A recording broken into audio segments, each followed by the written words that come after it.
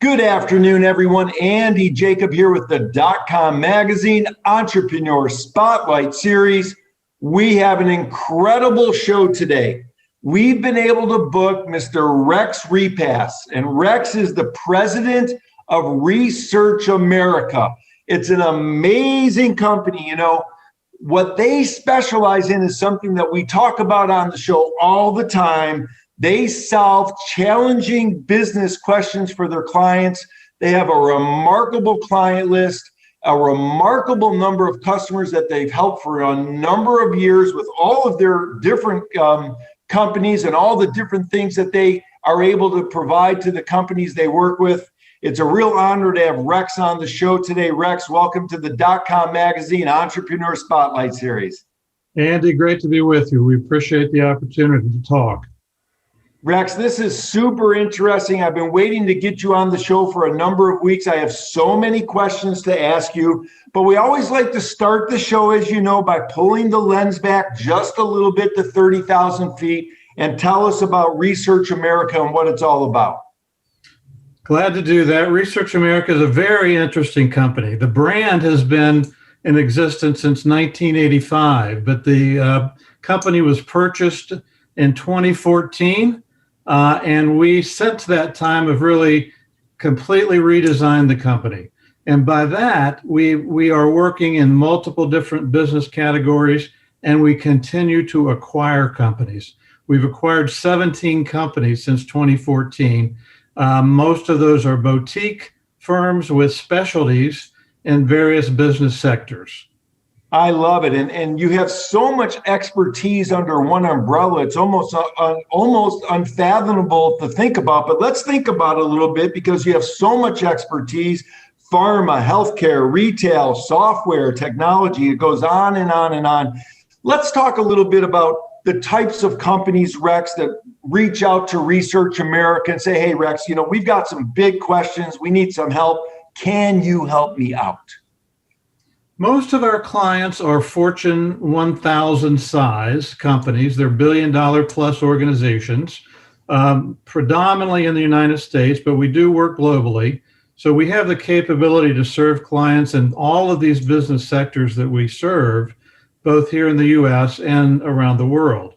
And those companies are the companies that really make up the Research America brand are boutique firms that we have purchased that have expertise in categories, as you mentioned. It can be consumer packaged goods. I'm in the Cincinnati market. There's a large CPG company here, as you know, Procter & Gamble. So the CPG world is a part of our portfolio, as is the other categories you mentioned, a lot in the healthcare space, a lot in food and beverage. So we have a real expertise in those boutique firms that manage those types of businesses that we are engaged with.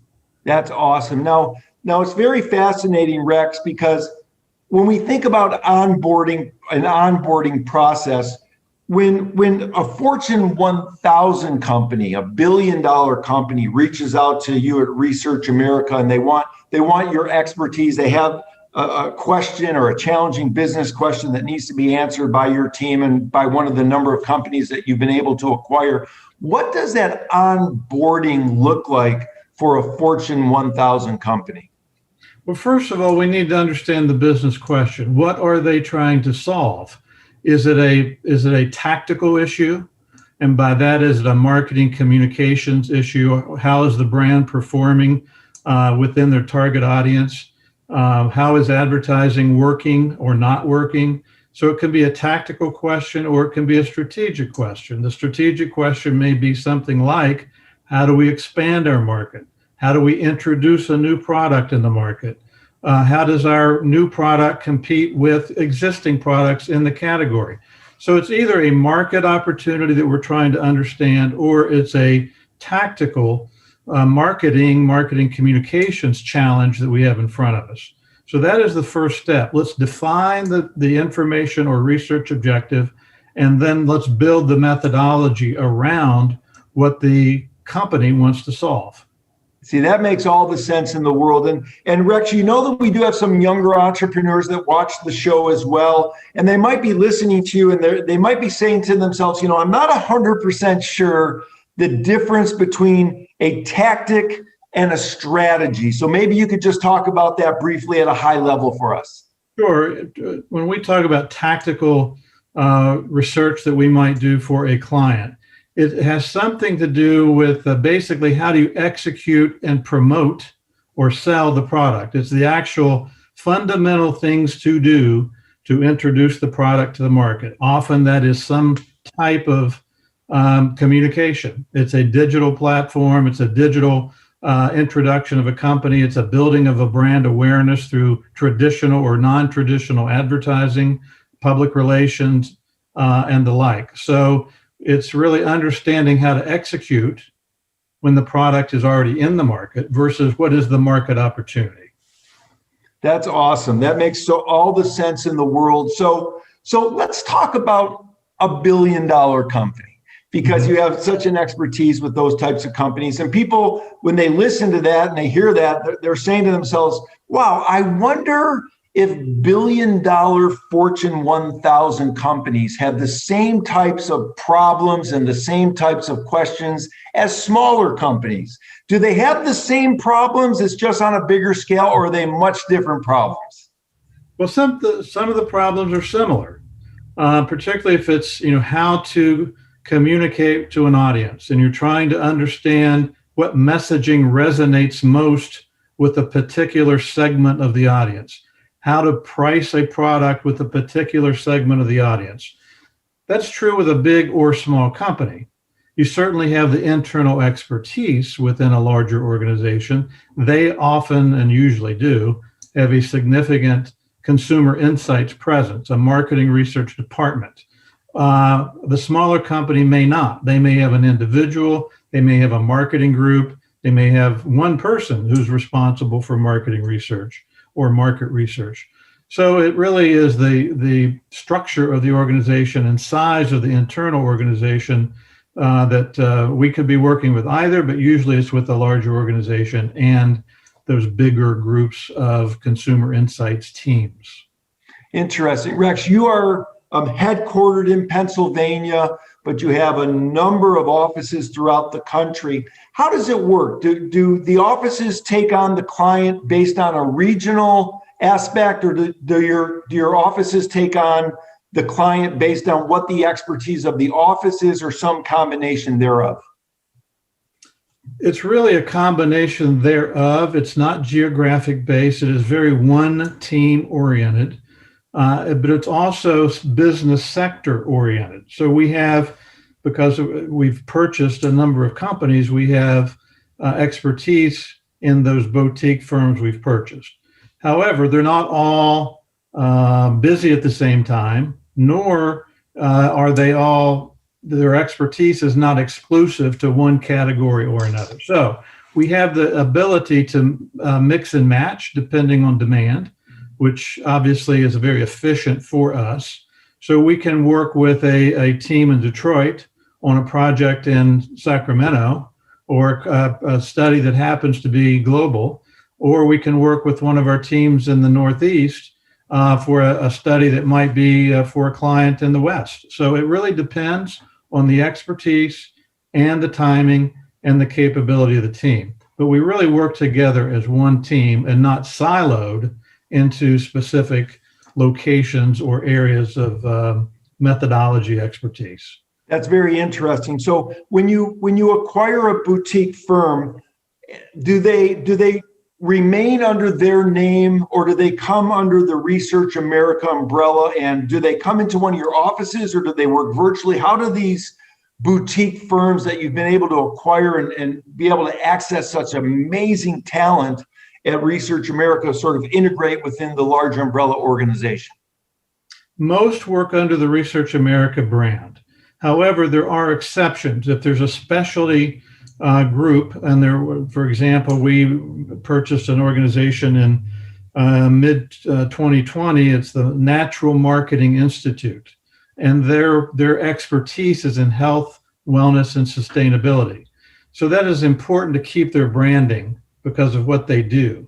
There's another group that we acquired. Their specialty is in healthcare, but it's specifically segmentation research. The name of the company is Segmetica. So we have kept that brand name, but in most cases we've integrated the brand under the Research America name. That's very interesting, Rex. When you're thinking about a research scientist or someone that does research, and you're looking at these companies to bring under the umbrella, what are you looking for? Is it a type of personality, or is it the type of output that they're able to provide the clients, or is it a combination, or is there something else that's very important to you? Well, first and foremost, we wanted to enhance what we're doing in the categories where we're already working. If they happen to have a vertical expertise, then that is attractive to us.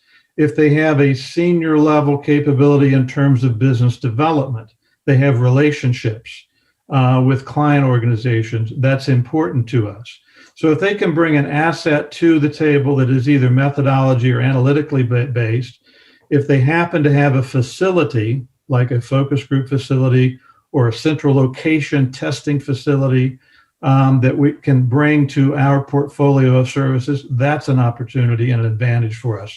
So we look at both the personnel, but also the capability and the physical location that they might have. Most of our teams, though, work in their location. When we purchased a company in the Detroit area, that team is in the Detroit area. They have office space there, although many of us, as you well know, are working virtually and have been for a year.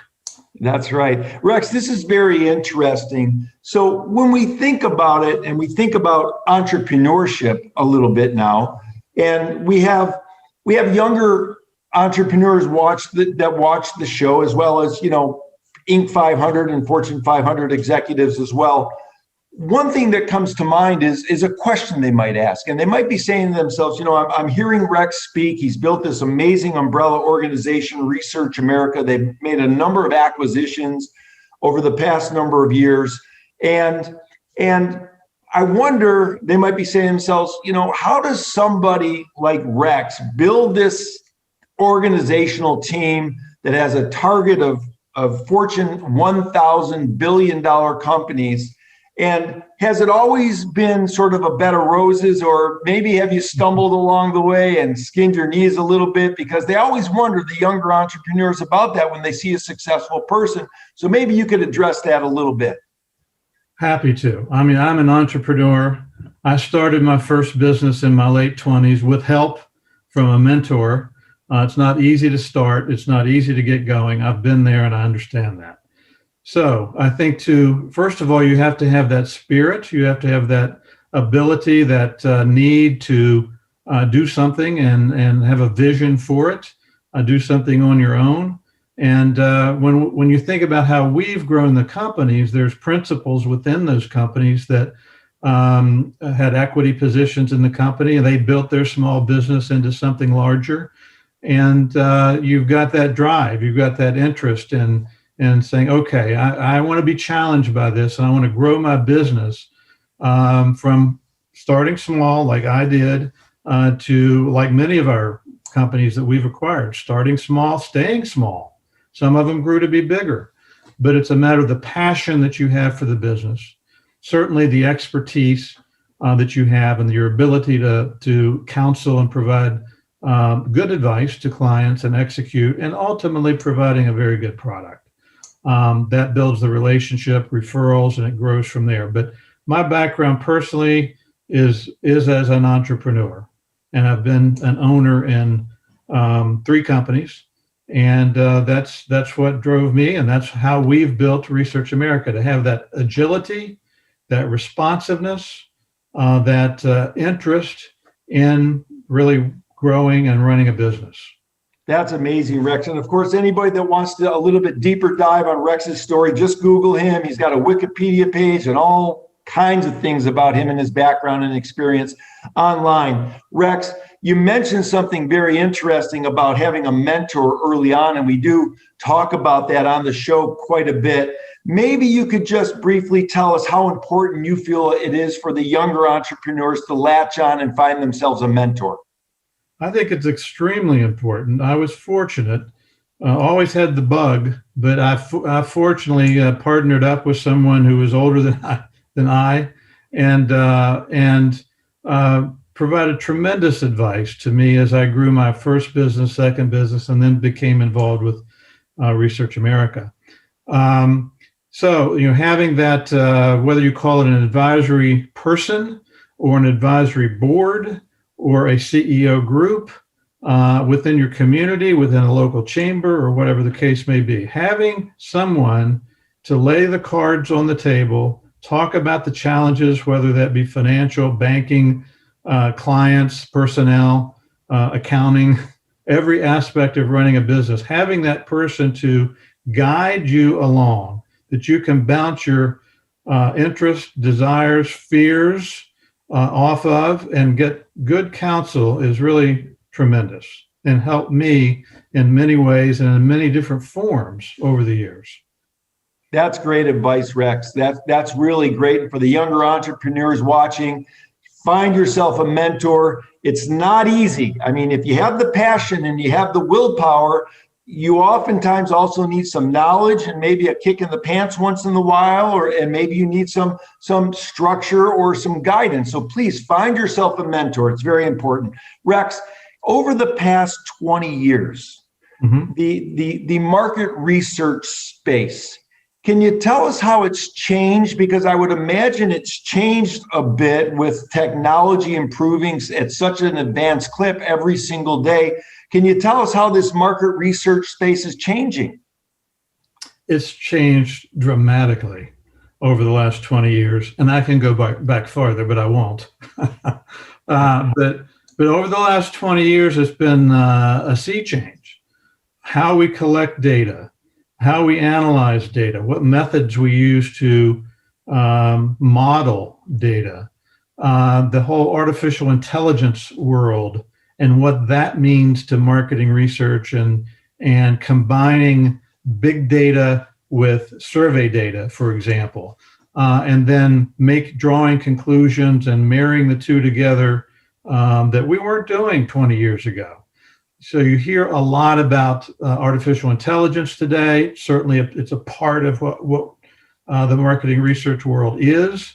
You also hear a lot about data sciences and understanding big data sets where the correlations exist between behavior, attitudes, purchase intent, product usage, and how you essentially marry the two data sets in order to have better insights for clients. It's very also interesting. More of a consulting business than a commodity business. The commodity is the collection of data and tabulation and delivery of data. However, clients, because of downsizing and other reasons, need more advice. They need more help to understand what this data means and how to put it into action. So we've become more consultants. It's less commodity driven, and there's a lot of technology changing that continue to happen within the profession. That's very interesting, Rex. Thank you for that. That's a good analysis of what's happening. As consumers, we know that our data is being used, and we hope that our data is being used to provide us a better user experience. For me in particular, I don't mind that somebody sees my data if I opt in for them to see my data, because they're able to serve me things in a much more sophisticated and better way. And I don't mind that at all.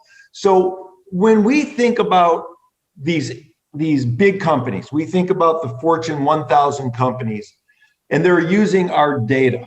I know that they're using it to provide a better experience for us. And some people watching the show might be a little freaked out, a little iffy with all the new TV shows and the show on Netflix talking about how they use your data and how they manipulate and this and that.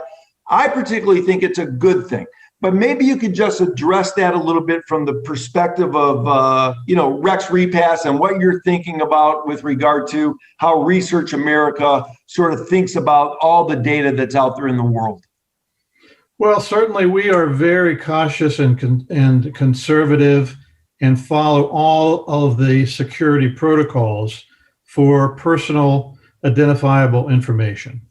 And we are, as we not only talk with clients about that, but even respondents, when we're doing survey research or focus groups, we're saying and telling them and ensuring them that we're not sharing anything that would identify them personally. Now, of course, there are digital footprints when we look for something online and we find a product we're interested in, and that digital footprint certainly comes back, and we all of a sudden we see ads for the same category that we've been looking at. We get that. Most of our work, though, is based on interviewing individuals, not providing any personal identifiable information. We're aggregating that data into groups of people or segmentation, segments of people, and then reporting back in aggregate about that segment of individuals based on their product usage habits, but not anything that would be related to, I can tell that was John Doe or Jane Smith who responded to that study. So we're extremely careful about that. And we let our respondents know that. We know that we are protecting their information, we're aggregating, we're not identifying anything that's personally identifiable about that individual. Interesting. Rex, I know this next question is somewhat of a loaded question, but I'm going to ask it anyway because, you've built your business at Research America by really solving challenging business questions for your Fortune 1000 companies. And I know that there's different questions in every space, whether it's a pharma company or a healthcare company, a retail company, or a software company coming to you for your expertise. But generally speaking, are there certain questions that transfer across all the spaces that are the big questions that maybe you could share with our viewers? Well, there are, and it's about how people essentially make decisions. How do people make decisions about any product or service? And it comes down to a personality type. A personality type can help us understand what the buying behavior may be. And there's a proprietary technique that we have that helps us with that. We call it Persona Smart. It allows us to understand and classify consumers based on a set of questions that essentially are a psychographic type set of questions to help at the at a high level start to understand how people make decisions about purchasing a product or seeing a doctor. Personality helps to drive that. It's who we are as humans. So, there's sort of that neuroscience type and psychographic type factor is a common theme that we use to begin the process of identifying how an individual might make a buying, a purchase decision. Very interesting. Whether that's about selecting a physician, or whether that is about a medical condition that someone has, or if it's about what kind of car they might drive, or what are they looking for in the next variation of an automobile. So interesting, especially when we start talking about psychographic profiles and things like that, Rex. So, Rex, for a let's say we have a startup founder watching the show, mm-hmm. and they've got a product or a service, and they're trying to become a Fortune 1000 company eventually, and God willing, they will, but they're not there yet. And they're a startup. Maybe they're a angel funded startup. Maybe they're bootstrapping. Maybe they've got a Series A round or a Series B round, and they've got something here, but they want to learn more about what you offer, let's say in the Persona Smart technology platform that you've been able to build. How does a startup founder figure out sort of what they need to think about in terms of the psychographic profile of the buyer's behavior to help them and their company on a small level, because they can't afford to come on with a Research America at this point in time? Well, part of it's very simple. Is taking yourself out of the business model and trying to put yourself in the consumer's shoes, essentially, and trying to understand how a consumer thinks. And that may be what I would call just bootstrap market research. It's go to a PTA group and say, look, I'd be willing to make a donation to your PTA group or your church group or whatever the case may be. And I'd like to have a group discussion about, a product idea, and have a set of what if questions. How would you describe this after you've looked at this concept? How do you feel about this idea? Is this something you would consider?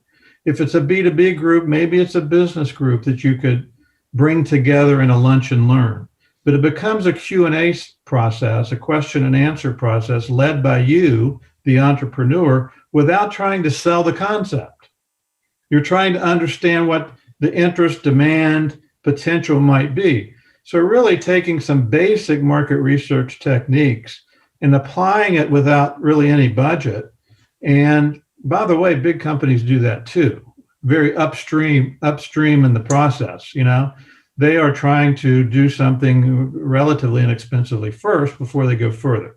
So developing and finding an opportunity to talk with people and lead a discussion without overselling the concept is what I would recommend.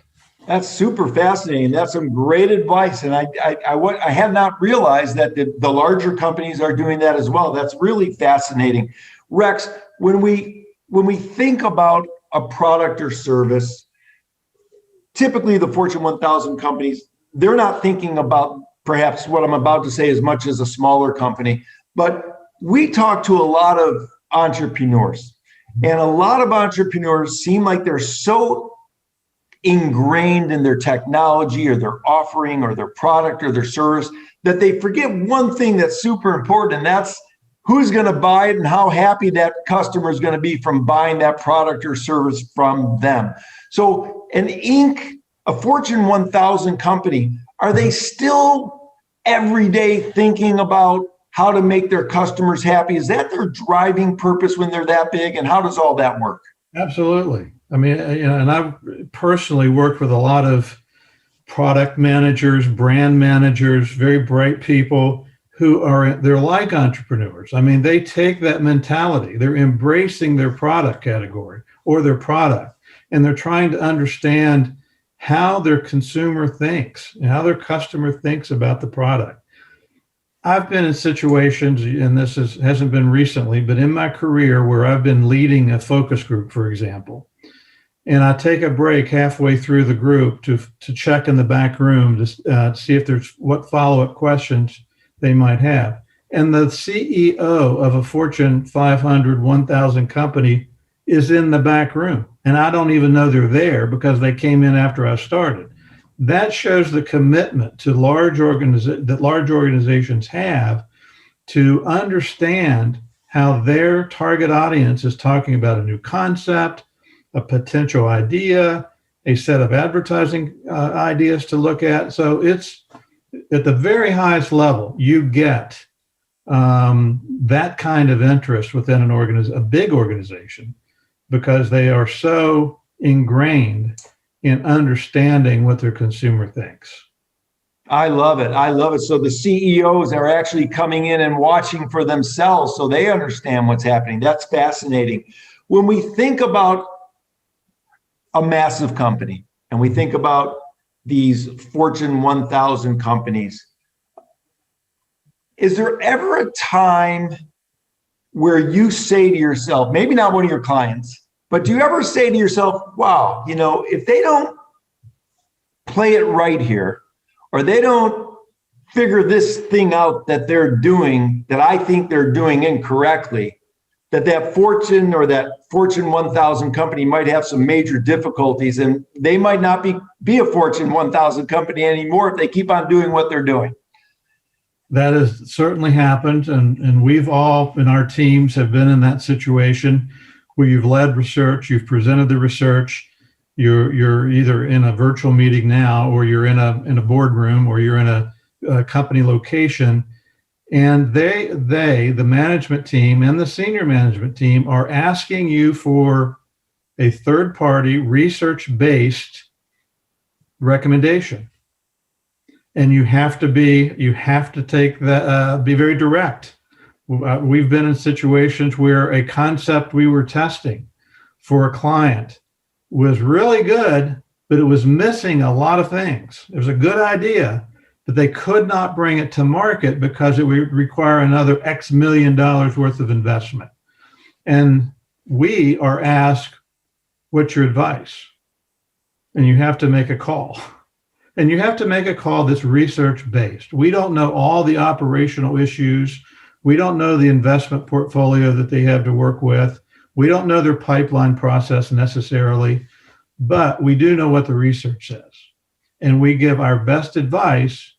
And we've had situations where they took something off the table that was a X million dollars worth of investment based on the learnings from the research. Very interesting. You know, Rex, I know we're going over time allotted, but I only had one chance to get you on the show, so I had so many questions. So when we think about the consumer experience, the consumer behavior, and you've done countless research studies for amazing companies in that regard for those specific companies, where does consumer behavior go from now? You know, where does it go to? I mean, 20 years ago, nobody was buying on their phone. Now everybody's buying on their phone. Now what's the next evolution? How does it become the next thing? Because it can't end here where we're just buying things on our phone. It has to go somewhere else now. And you're sort of a zeitgeist. So where do you think it goes from here? Well, if I had the exact answer to that, I would find the company that is working on that invention right now and buy stock. But, you think about, this has always been the challenge and to look under the curtain, to pull up the drape and say, okay, what is next? And Henry Ford had that problem. I can't sell buggy whips anymore. John D. Rockefeller had that problem with selling kerosene. So, I mean, it's an age-old problem. We're obviously getting much more sophisticated, and the data is much richer than it used to be, but it's not data only. It's also the creativity of an entrepreneur and just finding that light bulb, finding that unique idea that has so much potential that even a consumer in research cannot grasp it. So sometimes and often that can be the case, where there's a revolutionary new product idea that, yes, partially based on research, but it's also based on the creativity of people, of human beings. Particularly, in this country, we've developed so many new products that is part of who we are as a culture, and it's the creativity. It's finding answers in research, but it's also using the creative right brain to help with ideas. Interesting. Rex, you get asked very important and challenging business questions that you solve using your research and your technological platforms. The questions are so important for these companies. So I'm wondering, sort of a funny question, and pardon me for asking it, but I just have to ask it. Do they ever come to you and say, Rex, here's our question. What do we do next? They do. We get that question. Here is our challenge. Here's our business challenge. What do we do next? And we lay out a process. It may be an innovation workshop because they haven't nailed down yet what this idea is. So it may be what we would call a creative problem solving session or an innovation workshop, where we bring a group of people together. It may be some research-based, but it's also creative-based. And we essentially facilitate that a discussion around an idea. It can be where, okay, they've already have some good data, or they believe that they have some good data, and we outline a traditional research approach with qualitative and quantitative designs to help them explore further. So we'll give them options based on what we've heard. It's up to us to assess, where they are in the process and how they're thinking about this, and what is the appropriate next step. That's awesome, Rex. I'm so fascinated with what you do. Your reputation is amazing. What you've been able to accomplish and pull off for Research America is outstanding. The acquisitions you've made are very strategic. So it's just wonderful to have you on the show. I know you've only cut out a certain amount of time, and I've gone over my time, and I could talk to you for another 3 hours, but I wanted to tell you, Rex, this is super interesting work you're doing, and what an amazing accomplishment to be able to help so many Fortune 1000 companies at Research America. I wanted to really thank you so much for cutting this time out today. I think that this is going to be very valuable for both, executives in more high-powered companies and executives that are in startup companies that are working their way through the challenges that currently exist for them. So, Rex, thank you so much for coming on the show today. Andy, it's my pleasure. I've enjoyed it. It's fun for me to talk about a profession I love.